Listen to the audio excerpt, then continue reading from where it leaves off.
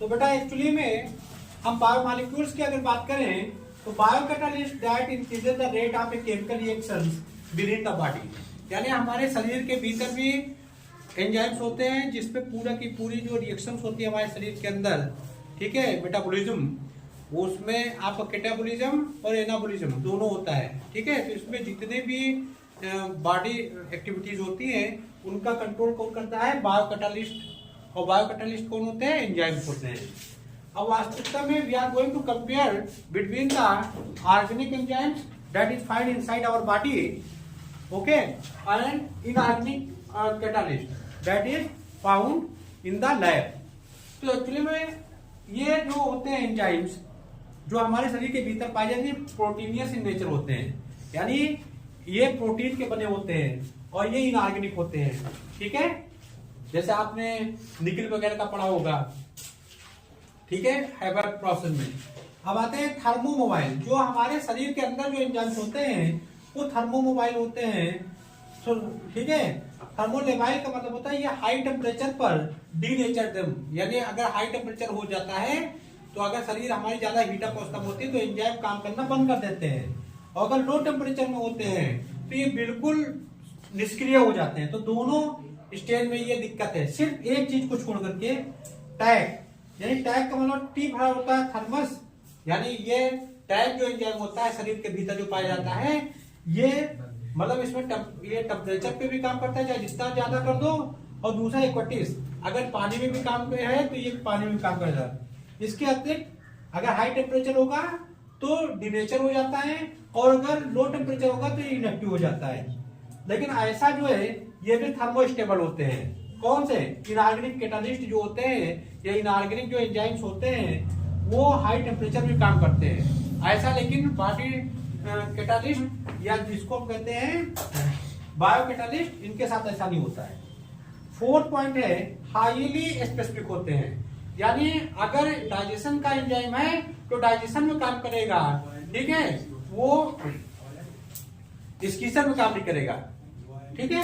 लेकिन यहाँ पर इलेस स्पेसिफिक, इनमें ये कोई भी काम करेंगे, मतलब मल्टीपल इनका यूज होता है। और यहाँ पर ये मोर इफिशियंसी होते हैं, यानी इनकी जो गुणवत्ता होती है, इफिशियंसी होती है वो ज्यादा होती है, और ये लेस इफिशिएंट होते हैं, ठीक है।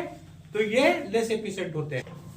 तो बेटा अब जो है हम डिस्कस कर रहे हैं कि एंजाइम जो होते हैं वो प्रोटीनियस होते हैं, प्रोटीनियस। लेकिन सिर्फ एक एक्सेप्शन है यहाँ पर, राइबोन्यूक्लियस, ठीक है, और राइबोजाइम जो कि आरएनए में पाया जाता है, ठीक है, ये प्रोटीनियस नहीं होते हैं। Got it. अब इसका जो स्ट्रक्चर होता है, अगर हम एंजाइम के स्ट्रक्चर कहते हैं, जैसे हमने प्रोटीन में पढ़ा था primary, secondary and tertiary structures, तो इनमें भी पाए जाते हैं एंजाइम्स में, क्योंकि प्रोटीनियस इन नेचर होते हैं। लेकिन फर्स्ट और सेकंड जो होते हैं उनमें एक्टिव साइट्स न होते हैं। थर्ड जो स्ट्रक्चर्स होता है, टर्शियरी स्ट्रक्चर्स होता है, कॉम्प्लिकेटेड होता है, उनमें एक्टिव साइट्स होते हैं, और एक्टिव साइट किस क्रॉस की वजह से बनते हैं?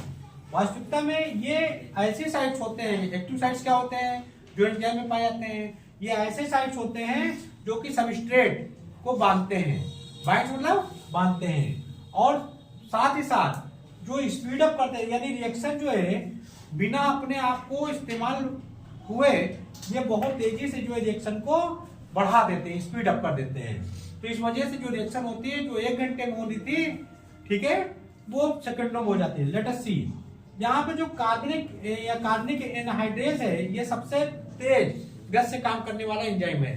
पहला हम जो है रिएक्शन देख रहे हैं CO2 और H2O दोनों जगह वही है, सेम रिएक्शन है, लेकिन इसमें एंजाइम का उपयोग नहीं कर रहे हैं।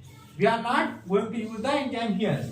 तो क्या हो रहा है कि जो कार्बोनिक एसिड बन रहा है यहाँ पर, वो कार्बनिक एसिड केवल 200 H2CO3 के मॉलिक्यूल्स बनते हैं 1 घंटे में, ठीक, ध्यान रखिएगा। लेकिन जैसे ही हमने इसी रिएक्शन में हमने कार्बोनिक एनहाइड्रेस का इस्तेमाल किया तो कार्बोनिक एसिड तो बन गया, लेकिन 1 सेकंड में 6 लाख कार्बनिक एसिड बन गए। समझिए, अगर ये वो नहीं करें तो 200 बन रहे हैं 1 घंटे में, और यहाँ प्रति सेकंड कितने बन रहे हैं? 6 लाख। ये मतलब कैटालिस्ट का इस्तेमाल करने का पावर होती है। अब यहाँ पर हम जो देख रहे हैं वो एंडोथर्मिक रिएक्शन की देख रहे हैं। एंडोथर्मिक में इधर पोटेंशियल एनर्जी को शो हो रहा है, और इधर progress of reaction, progress of reaction को शो हो रहा है। तो यहाँ पर ये सबस्ट्रेट है, यहाँ प्रोडक्ट बन रहे हैं, और ये जो क्या हो रहा है, यहाँ सबस्ट्रेट है, ये प्रोडक्ट बन रहा है। ये जो बीच का जो सिस्टम है इसको कहते हैं इंटरमीडिएट। क्या कहते हैं? इंटरमीडिएट।